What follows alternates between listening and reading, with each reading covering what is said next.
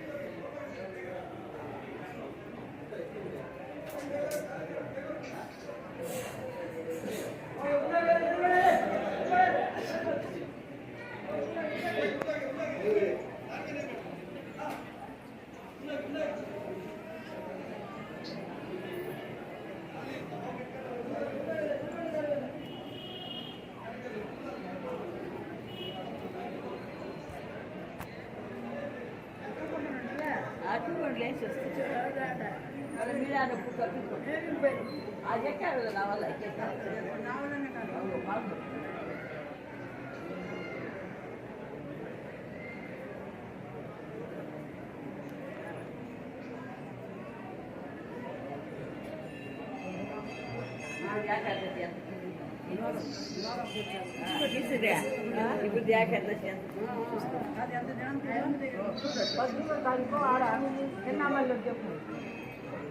తిన్నామల్ కలిపి దీనికి తిన్నామల్ పోయి పద్మూడుకు కార్తీక్ ఇప్పుడు నడుస్తాం కిట్టిక్కు కార్తీక్ 17వ తారీఖు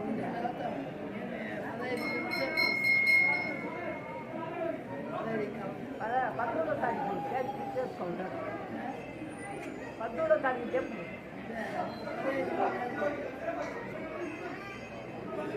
అక్కడ మురుగు గుడి గారు రండి ఎంత జరుగుతుందో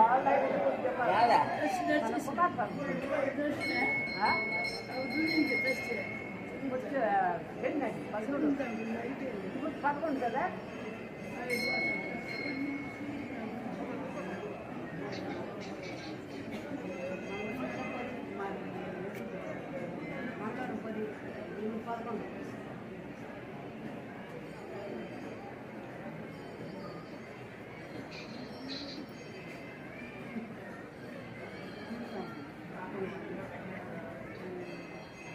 ఎట్లా ఎక్కుతారు పైకి పైకి పట్టుకొని పైకి కదా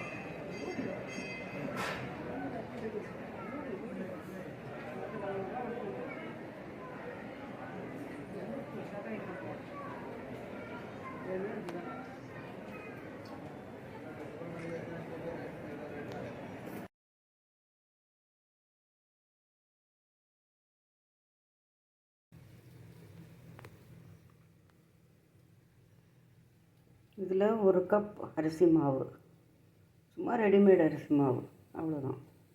இது 3/4 கப் வெல்லைப்பொடி,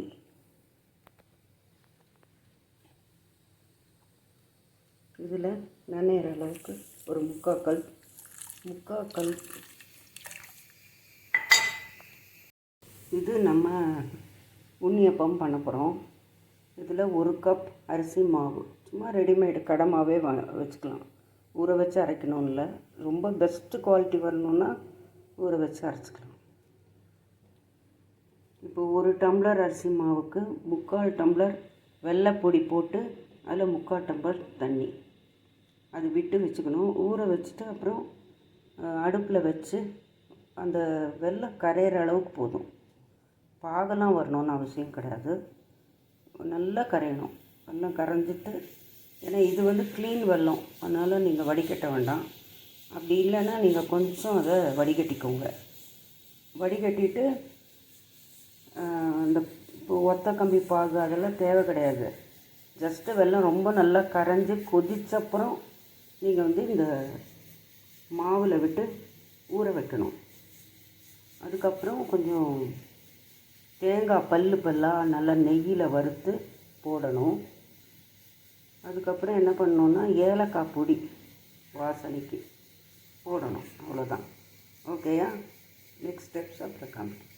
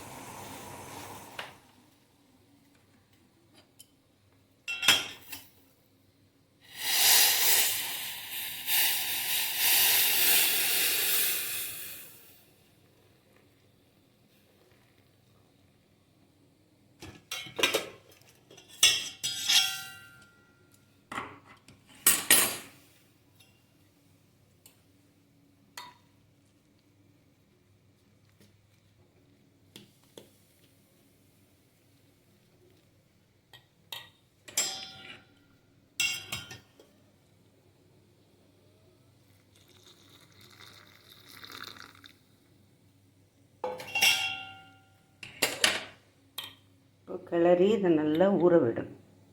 அதுக்கப்புறம் வேணுன்னா ஹாட் வாட்டர் வேணும்னா தேவைன்னா கொஞ்சமாக சேர்த்துக்கணும். ஏன்னா அந்த நல்லா கொஞ்சம் செமி லிக்விடாக தான் இருக்கணும். அந்த அப்பம் வாக்கிறதுக்கு கொஞ்சம் ஒரு இட்லி மாவு பதம், பிட்வீன் இட்லி மாவும் தோசை மாவு பதம் அந்த மாதிரி வரணும். அப்படி விடுற மாதிரி நம்ம இந்த குழிப்பணியார கல்லில் தான் பண்ண போகிறோம். அது கொஞ்சம் ஈஸியாக வரும், நல்லா வரும். ஓகேயா? இந்த 2 பனானா இருக்கு இல்லையா, வாழைப்பழம், அதை வந்து நல்லா ஸ்மாஷ் பண்ணி மிக்சியில் போட்டு அரைச்சி, தண்ணியில் விடக்கூடாது, ஜஸ்ட்டு ஸ்மாஷ் பண்ணி இந்த கலவை வச்சுருக்கோம் இல்லையா அப்பத்துக்கு, அந்த கலவையோடு சேர்த்தணும். இதில் ஏலக்காய் பொடி போட்டாச்சு, அதே மாதிரி நெய்யில் வறுத்து தேங்காய் கூட போட்டாச்சு. ஓகே, இந்த மாதிரி போட்டுக்கோங்க. நெக்ஸ்ட் வந்து அந்த குழிப்பணியாரம் பண்ணுவோம்ல, அந்த கல்லில் ஆயில் ரெடியாக வச்சுக்கணும். ஆயில் வந்து கொஞ்சம் காஞ்ச உடனே சிம்மில் வச்சே பண்ணுங்கள், சேஃப்டியாக, ரொம்ப தீயாமல் இருக்கும். கேர்ஃபுல்லாக பண்ணலாம். ஸ்டார்டர்ஸ்க்கு இல்லையா, கேர்ஃபுல்லாக பண்ணணும். ஓகே, ஆயில் ப்ளஸ் நெய் விட்டு இந்த மாதிரி ஒரு ஸ்பூனாக விடணும். சிம்மில் வச்சே பண்ணலாம் நீங்கள்.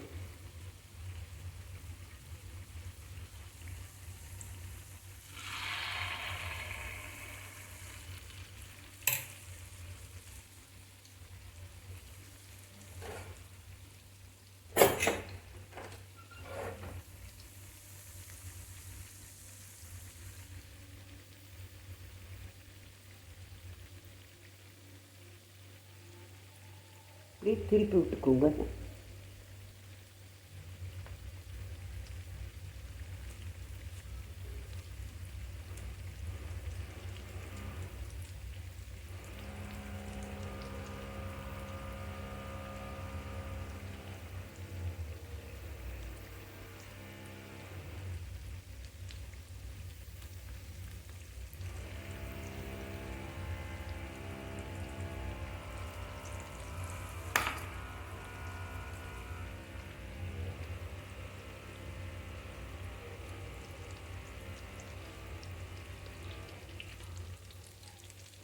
இதை கொஞ்சம் இப்படி செவந்த உடனே திருப்பி போட்டுக்கோங்க.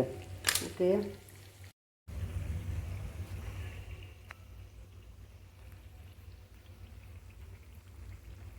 இந்த மாதிரி செவந்த உடனே ஒரு ஸ்பூன் யூஸ் பண்ணிக்கோங்க. ஸ்பூனில் தான் அழகாக திருப்பி போட முடியும் உங்களால்.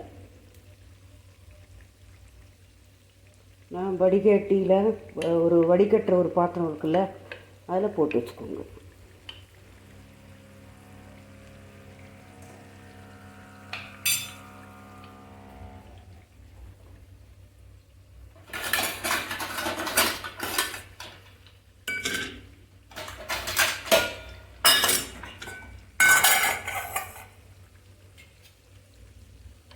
இந்த மாதிரி வடிகட்டுற பாத்திரத்தில் போட்டால் எண்ணெய் அடியில் வந்துடும்.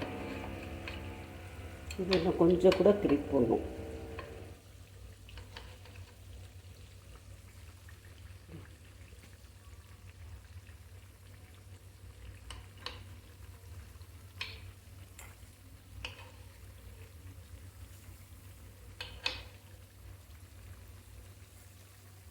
கொஞ்சம் நிதானமாக சிம்மில் வச்சு பண்ணிங்கன்னா தான் கரெக்டாக இருக்கும். ஏன்னா ரொம்ப சீக்கிரம் மேலே வந்துருச்சுன்னு வச்சுக்கோங்களேன், அப்புறம் உள்ளே வேகாது.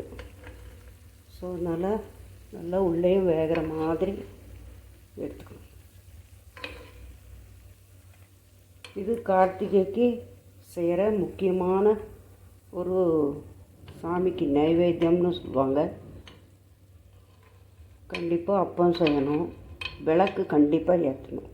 இதில் முக்கியமான குறிப்பு என்ன தெரியுமா? நீங்கள் கண்டிப்பாக சப்போஸ் நீங்கள் ஏதோ வெக்கேஷனில் வெளியில் போகிறீங்க, வீட்டில் அன்றைக்கி இருக்க முடியலன்னா கூட கார்த்திகை அன்னைக்கு யாருக்கிட்டையாவது சாவி கொடுத்து கூட வீட்டில் கண்டிப்பாக விளக்கேற்றணும். அப்போ தான் செல்வம் கொழிக்கும், நல்ல லக்ஷ்மி கடாட்சமாக இருக்கும் வீடு. அப்புறம் முருகருக்கு பிரார்த்தனை பண்ணணும், சிவனுக்கும் பிரார்த்தனை பண்ணணும். திருவண்ணாமலை தீபம் தானே, அதையும் மனசில் வச்சு சிவனை வணங்குறது. காலையிலேருந்து சில பேர் விரதம் இருப்பாங்க, இருக்க முடிஞ்சவங்க. இருக்க முடியாதவங்க கொஞ்சம் லிக்விட் ஆகாரம் இல்லை சப்பாத்தி அந்த மாதிரி அது ஒன்று சாப்பிட்டுட்டு, இல்லைன்னா லைட் ஃபுட்டாக சாப்பிட்டுட்டு இருப்பாங்க. முக்கியமாக சாண்டிங் மந்திரம் சொல்ல ஆரம்பிச்சிடுங்க, அது ரொம்ப நல்லது. சாண்டிங் சொன்னீங்கன்னா உங்கள் வாழ்நாளில் சின்ன வயசுலேருந்தே சாண்டிங் சொல்ல ஒரு இஷ்ட தெய்வத்தோட, இல்லை இன்றைக்கி ஒரு பண்டிகை அப்படின்னா ஒரு முருகரோடது, சிவனோடது, இந்த மாதிரிலாம் சாண்டிங் சொல்ல ஆரம்பித்தா அது உங்கள் வாழ்நாளில் கடைசி வரைக்கும் உங்களுக்கு பெரிய கவுண்டில் கொண்டு போய் விடும். 1 கோடி தடவை நீங்கள் ஒரு மந்திரத்தை சொல்லிட்டீங்கன்னா உங்களுக்கு கண்டிப்பாக தெய்வ அருள் கிடச்சிடும். விளையாட்டு போல் சொல்லிடலாம், டெய்லி சொல்லிக்கிட்டே இருந்தோன்னா அது கரெக்டாக வந்துடும். உங்களுக்கு நல்ல ஜபம் பண்ண அந்த இது நிறைய உங்களுக்கு விஷயம் புரியும், பின்னால் நல்ல ஞானம் வரும். அதுக்காக தான்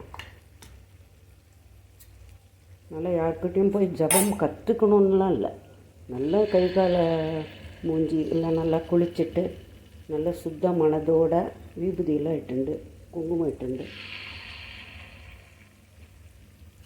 வியாழக்கிழமை அன்னைக்கு ஒரு குருவை நினச்சிண்டு நீங்கள் ஒரு நல்ல கடவுளோட மந்திரத்தை நீங்கள் சொல்லி, இப்போ உங்கள் இஷ்ட தெய்வத்தோட மந்திரத்தை அந்த பேரை சொல்லிக்கிட்டே இருக்கிறதும் அது ஜபந்தான். அதனால் அதில் கூட ரொம்ப பவர் இருக்குது. அதனால் கண்டிப்பாக அதை சொல்லி நீங்கள்லாம் பயன்பெறணும். இந்த மாதிரி வந்துடுச்சு பாருங்கள். ஒரு டம்ளருக்கு எத்தனை அப்பம் வந்திருக்கு இந்த மாதிரி குட்டி குட்டியாக அப்படின்னு நான் உங்களுக்கு சொல்கிறேன். இந்த மாதிரி குட்டி குட்டியாக அப்பம் ரொம்ப டேஸ்ட்டாக இருக்கும். நெய்யில் பண்ணினா பாதி நெய் பாதி எண்ணெய். ஓகேயா? ஓகே. ஆயில் ஒரு டம்ளர் அரிசி மாவு நம்ம போட்டோம், 3/4 டம்ளர் வெல்லம் போட்டோம். அப்புறம் நெய்யில் வறுத்து தேங்காய் சின்ன சின்ன பல்லாக நறுக்கி தேங்காயை நல்லா நெய்யில் வதக்கி போட்டோம். முந்திரி பருப்பில் தேங்காய் தான் இதுக்கு விசேஷம், டேஸ்ட்டும் வாய்க்கு வாய் அகப்படும் சாப்பிடும்போது. அப்புறம் நல்ல வாசனைக்கு ஏலக்காய் பவுட்ரு போட்டிருக்கோம். சரியா?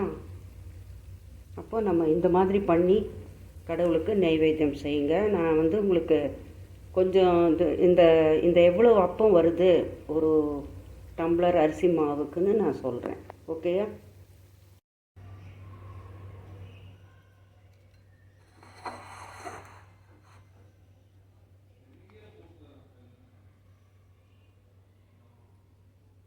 இந்த மாதிரி அப்பம் இந்த மாதிரி அப்பம் வந்து 36 வந்திருக்கு ஒரு டம்ளர். இந்த மாதிரி ஒரு ஆழாக்கு இருக்கு இல்லையா, ஒரு ஆழாக்கு போடுவோம் இல்லையா, 250 கிராம்ஸ், அது அந்த மாதிரி அரிசி மாவு போட்டதுக்கு இந்த சைஸில் இந்த சைஸ் அப்போ வந்து 36 வந்திருக்கு. ஓகேயா? நீங்கள் இந்த மாதிரி எந்த பண்டிகை வந்தாலும் செய்யலாம். பிள்ளையார் சதுர்த்தி எல்லாத்துக்குமே செய்யலாம் இந்த மாதிரி அப்பம். ஓகேயா? நெய்யில் பண்ணால் ரொம்ப நல்லாயிருக்கும். அது அப்போ வந்து ரொம்ப சீக்கிரம் காஞ்சிரும். சிம்மில் வச்சு கேர்ஃபுல்லாக பண்ணணும், தீயாமல். ஓகேயா? Thank you very much. இந்த மாதிரி நல்ல ஸ்டார்டர்ஸ் வந்து நெய் அப்பம் செஞ்சு கடவுளோட அருளை பெறுங்கள். நைவேத்தியம் பண்ணி நீங்களும் என்ஜாய் பண்ணுங்கள். நம்மளோட ஹிந்துவிசத்தில் எப்படி வச்சுருக்காங்கன்னா, நல்ல சத்துள்ள உணவுகளை செஞ்சு பண்டிகை நாட்களில் கடவுளுக்கு படைச்சிட்டு நம்மளும் சாப்பிட்ணும். அது வந்து இந்த ஸ்பீஷீஸில் மறந்துடக்கூடாது யாரும். இந்த மாதிரி ஒரு ஹெல்த்தி ஸ்வீட்டை இல்லை ஹெல்த்தி எந்த பண்டிகைக்கு பண்ணுற எல்லா சமையல்களுமே ஹெல்த்தி ஃபுட்டு தான். இதை மறந்துடக்கூடாதுன்னு தான் நம்ம முன்னோர்கள் நம்மளுக்கு வச்சுருக்காங்க. அதனால் தவறாமல் இதை ஒவ்வொரு பண்டிகைக்கும் என்னென்ன செய்யணும்னு பார்த்து செஞ்சு சாப்பிட்டு மினிமம் இது ரொம்ப சின்னது, ஒரு 10 மினிட்ஸ் கூட இருக்குல்ல எனக்கு. நீங்கள் அதை மிக்ஸ் பண்ணி வச்சிட்டிங்கன்னா ஒரு அரை மணி நேரம் ஊறின அப்புறம் இந்த மாதிரி செஞ்சால் நல்லா பல்கியாக நல்லா வருது, புஷ்ஷுன்னு வருது. ரொம்ப சாஃப்டாகவும் இருக்குது, தொட்டு பார்த்தா நல்லாயிருக்கு. அதனால் இந்த மாதிரி செய்யுங்க. பிடிச்சிருந்தா ஷேர் பண்ணுங்கள், சப்ஸ்கிரைப் பண்ணுங்கள். ஓகேயா? தேங்க்யூ.